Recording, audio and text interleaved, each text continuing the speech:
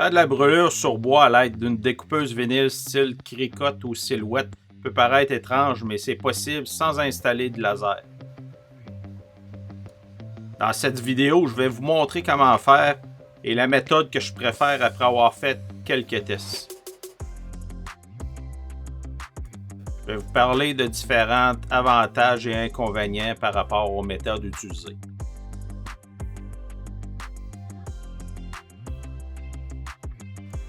Je prépare une pièce de menuisier russe de 3 mm que je ponce à 150 pour uniformiser les effets du procédé.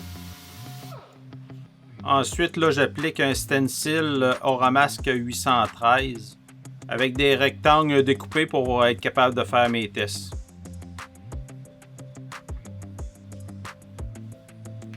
Il faut bien coller le stencil à la surface. Il y a plusieurs sortes de pâtes à brûler sur le marché. J'ai décidé d'acheter celle-ci. Elle se vend à 21 $ sur Amazon, comparativement à d'autres qui ça peut aller à plus de 30 $.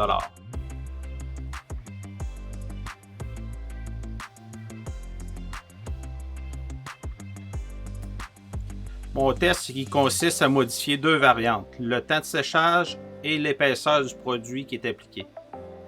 Sur le temps de séchage, j'ai essayé 3 minutes et 30 minutes.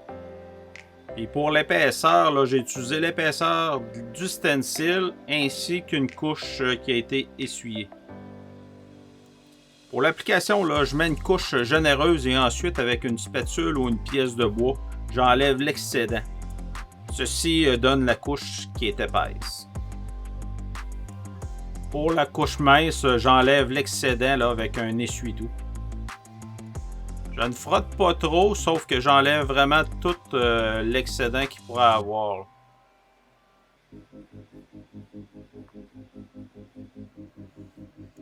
Pour le test sur du noyer noir, je découpe à la main le stencil.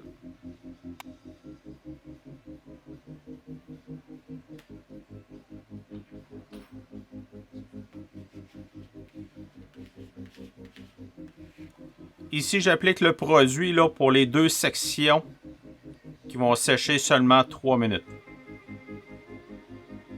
Avant d'utiliser le pistolet thermique, j'enlève le stencil, sinon il va fondre. Ça prend quand même un certain temps pour que le produit réagisse avec la chaleur. J'ai installé un cône pour concentrer la chaleur, mais mon pistolet n'a pas aimé ça. Il est tombé en surchauffe et il s'est arrêté. Et avec du contreplaqué de 3 mm, vous pouvez voir qu'est-ce que la chaleur fait. Il se déforme et il se courbe. Mais après environ une journée, le contreplaqué vient pratiquement plat. Ici, vous pouvez constater que le résultat n'est pas très bon sur les couches épaisses. Et sur le 3 minutes épais, il y a du jaune qui est sorti. Pour la couche mince, le résultat est bon et est vraiment excellent avec le délai de 3 minutes. Il n'y a presque pas de résidus sur l'essuie-tout lorsque j'essuie. Mais il y en a plus sur les parties plus épaisses que les parties minces.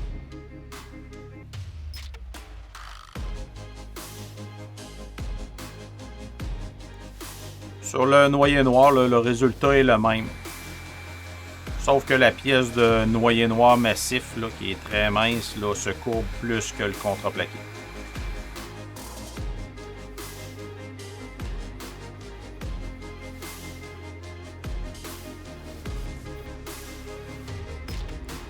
Pour les résidus lors de l'essuyage, c'est le même résultat. Donc, presque aucun résidu.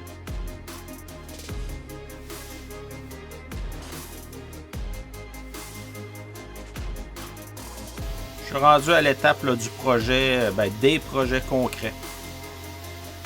Un ponçage de la pièce de contreplaqué de 3/4 de pouce. Et pour l'autre pièce de bois, c'est une pièce que j'ai découpée dans une bûche d'érable.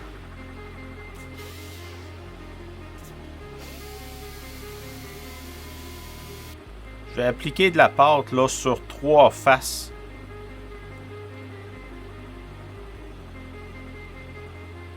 Dites-moi en commentaire si vous avez déjà utilisé de la pâte à brûler. Pour installer le stencil, c'est assez simple. On décolle là, toutes les parties et on l'applique sur la surface. Ensuite, on frotte pour bien le coller.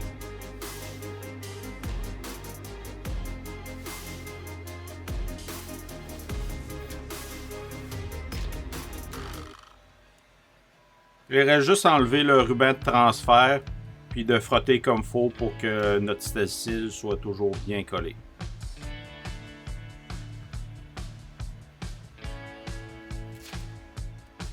J'applique la pâte à brûler de la même façon que lorsque j'ai fait mes tests.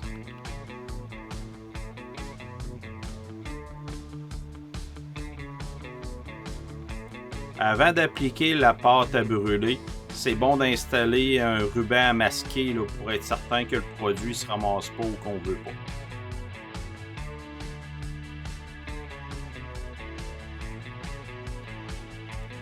C'est facile d'installer le stencil sur 3 faces différentes en un seul morceau. Et ensuite de pouvoir brûler sur les 3 faces.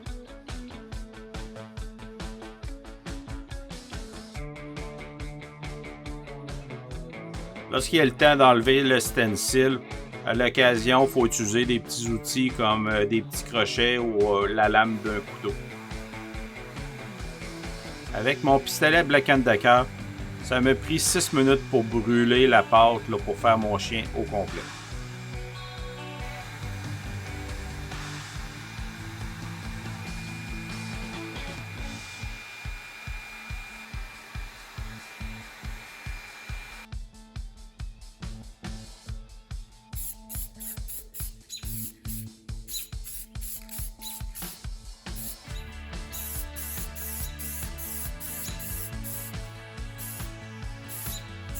On n'est pas obligé d'utiliser un stencil pour utiliser la pâte à brûler. On peut le faire à main levée. Mais qu'est-ce qui est le plus difficile, c'est d'enlever l'excédent de pâte à brûler pour que la brûlure se fasse correctement et uniformément. Une chose qu'il faut faire attention, c'est de ne pas trop surchauffer notre bois. Sinon, le bois va brûler, comme vous pouvez le constater là, entre les 2 flèches. Une chose qu'on doit vraiment pas faire, c'est de poncer, car le bois là, qui est pas scellé, il se tache facilement avec la suie.